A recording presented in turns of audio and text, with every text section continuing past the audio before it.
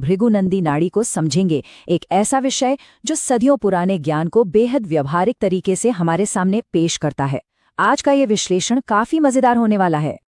अब इस कोट पर ही ध्यान दीजिए, कितनी कमाल की बात कही गई है। ये एक बहुत ही शानदार रूपक है। यहाँ पारंपरिक पाराशरी ज्योतिष की तुलना भृगुनंदी नाड़ी सिस्टम की तेज और सटीक प्रकृति से की गई है। सोर्स मटेरियल में बताया गया है कि पाराशरी सिस्टम बिल्कुल एक कुआं खोदकर पानी निकालने जैसा है, जिसमें वक्त लगता है, अथाह धैर्य चाहिए।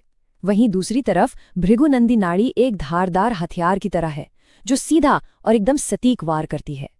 और यही वजह है कि आजकल लोग पारंपरिक प्रणालियों में महारत हासिल करने के लिए आवश्यक आजीवन अध्ययन के बजाय भृगुनंदी नाड़ी की तुरंत क्लैरिटी को ज्यादा पसंद करते हैं। मतलब बिना किसी कॉम्प्लेक्स गणितीय गणनाओं में उलझे ये सिस्टम सीधे और सटीक रिजल्ट्स देने का दावा करता है। तो अगर कोई सीधे समाधान और एकदम क्लियर पिक्चर देखना चाहता है तो उसके लिए ये सिस्टम एकदम परफेक्ट फिट है। आगे बढ़ने से पहले एक नज़र आज की चर्चा के मुख्य बिंदुओं पर डाल लेते हैं। हम शुरुआत करेंगे इस सिस्टम के बेसिक्स से, फिर देखेंगे तत्व और आत्मा की आयु का कॉन्सेप्ट, उसके बाद भावों को डिकोड करेंगे, सूर्य के जरिए प्रेडिक्शन समझेंगे और आखिर में उपायों यानी रेमेडीज की असली सच्चाई पर बात करेंगे। तो चलिए बिना किसी देरी के शुरू करते हैं हमारे पहले भाग से, भृगुनंदी नाड़ी सिस्टम। आखिर इस फ्रेमवर्क में ऐसी क्या खास बात है? देखिए, इस सिस्टम की सबसे बड़ी खूबी ये है कि ये सारे अनावश्यक शोर को खत्म कर देता है।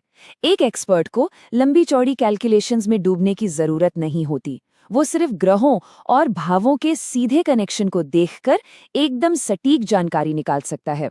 सोर्स के अनुसार ये फ्रेमवर्क इतना रिफाइंड है कि इसमें दशाओं से ज्यादा ग्रहों के आपसी योग पर फोकस किया जाता है ना कमाल की बात? अब आते हैं हमारे दूसरे भाग पर, तत्व और आत्मा की आयु। ये कॉन्सेप्ट सच में गहराई से सोचने पर मजबूर कर देता है। अलग अलग तत्व हमारी आत्मा की यात्रा के बारे में बहुत कुछ बताते हैं। जैसे अग्नि तत्व एक नई और ऊर्जावान आत्मा को दर्शाता है, जबकि पृथ्वी तत्व जीवन में ठहराव चाहता है। लेकिन सबसे खास है जल तत्व, जो कि चौथे, 8वें और 12वें भाव से जुड़ा है।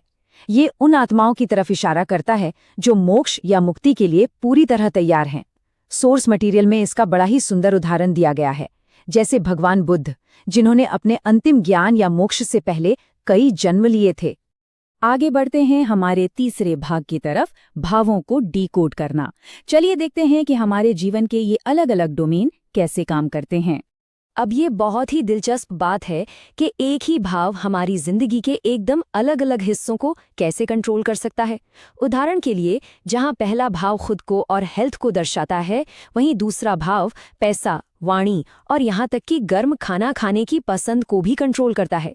तीसरा भाव साहस और हमारे अवचेतन मन का है और चौथा भाव माता और हृदय का प्रतिनिधित्व करता है। सोचिए, फिजिकल और साइकोलॉजिकल चीजें एक ही भाव में कितनी खूबसूरती से गुंदी हुई हैं। वैसे एक और दिलचस्प सच्चाई ये है कि हजारों सालों में हुए कल्चरल बदलावों का असर चार्ट को पढ़ने के तरीके पर भी पड़ता है। मिसाल के तौर पर लगभग 5000 साल पहले शादी को छठे भाव से देखा जाता था। क्यों? क्योंकि छठे भाव का मतलब है प्रतिस्पर्धा और स्वयंवर। उस वक्त राजाओं को अपनी पत्नी जीतने के लिए लड़ना पड़ता था। लेकिन आज समाज बदल गया है, इसलिए आजकल इसे 7वें भाव यानी पार्टनरशिप से देखा जाता है। ये स्पष्ट करता है कि ज्योतिष का विकास हमारे समाज के साथ कैसे होता है। चलिए अब इस एक्सप्लेनर के सबसे मजेदार हिस्से पर चलते हैं।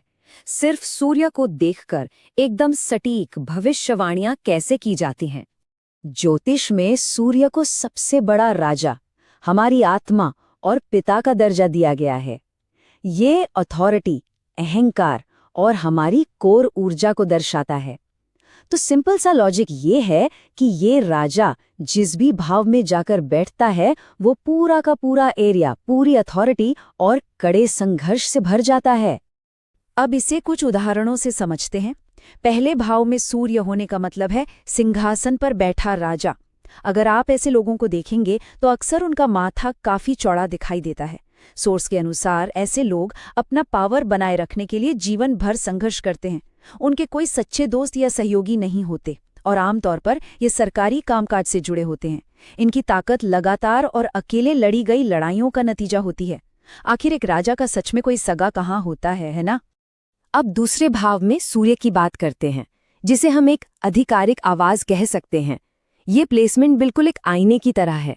ये साफ साफ बताता है कि क्यों ऐसे लोग अपने सख्त बोलचाल की वजह से दोस्तों को दूर कर देते हैं, लेकिन दूसरी तरफ ये अपने परिवार के लिए आर्थिक रूप से अपना सब कुछ न्योछावर कर देते हैं, भले ही बदले में उन्हें परिवार से कोई मदद ना मिले। कमाल की बात तो यह है कि इस प्लेसमेंट वाले लोगों को अक्सर कम उम्र में ही चश्मा लग जाता है और इन्हें तवे से उतरा हुआ एकदम गर्म खाना ही चाहिए होता है। तीसरे भाव का सूर्य इंसान को एक साहसी स्वप्नद्रष्टा बनाता है।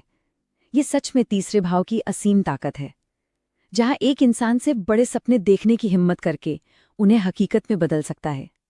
इनके चलने का अंदाज किसी राजा से कम नहीं होता। एक अलग सा रोब झलकता है इनमें। हालांकि अक्सर अपने छोटे भाई बहनों के साथ इनके रिश्ते थोड़े अजीब और उलझे हुए हो सकते हैं।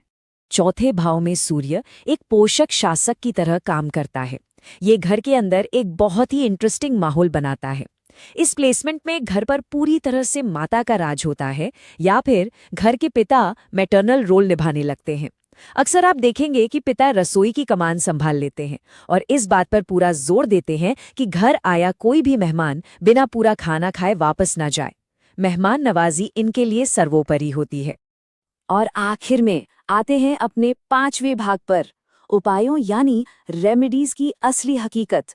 आइए इन बड़ी बड़ी प्रिडिक्शंस को थोड़ा रियलिटी चेक देते हैं। यहाँ एक बहुत ही गहरा और शक्तिशाली संदेश है।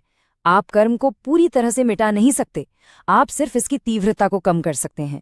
इसका क्या मतलब हुआ कि अगर कोई बड़ी नियत दुर्घटना पहले से तय है तो उसे पूरी तरह से रोका नहीं जा सकता, लेकिन एक सही उपाय उसे शायद सिर्फ एक मामूली खरोच में बदल दे। एक तरीके से ये उपाय ब्रह्मांडी शॉक एब्जॉर्बर्स की तरह काम करते हैं। अब इन उपायों की भी एक सीढ़ी होती है। ये स्लाइड दिखाती है कि उपवास फास्टिंग से कर्मों को जलाना जो नाभि चक्र को एक्टिव करता है, या फिर मंत्र जाप और ध्यान जो क्राउन चक्र को खोलते हैं, ये सब महज कोई रत्न या पत्थर पहनने से कहीं ज्यादा ताकतवर हैं। रत्न सिर्फ हमारे रूट चक्र पर काम करते हैं, तो इसका मतलब ये है कि अंदर से किया गया आत्मिक उपाय बाहरी उपायों से कहीं ज्यादा गहरा और पक्का असर डालता है। और ये सारी बातें आखिर में एक बहुत ही गहरे सवाल पर आके रुकती हैं। सोच कर देखिए, अगर ग्रह हमारे इतने सटीक व्यवहार की भविष्यवाणी कर सकते हैं, यहाँ तक कि हमारे खाने के तापमान और हमारे बोलने के तरीके तक की, तो आखिर हमारी किस्मत पहले से कितनी लिखी हुई है और कितना हिस्सा हम खुद अपने कर्मों से बदल सकते हैं? फ्री विल और कॉस्मिक कर्मा का ये उलझा हुआ बैलेंस सच में किसी को भी गहराई से सोचने पर मजबूर कर देता है। वैसे आपका इस बारे में क्या मानना है?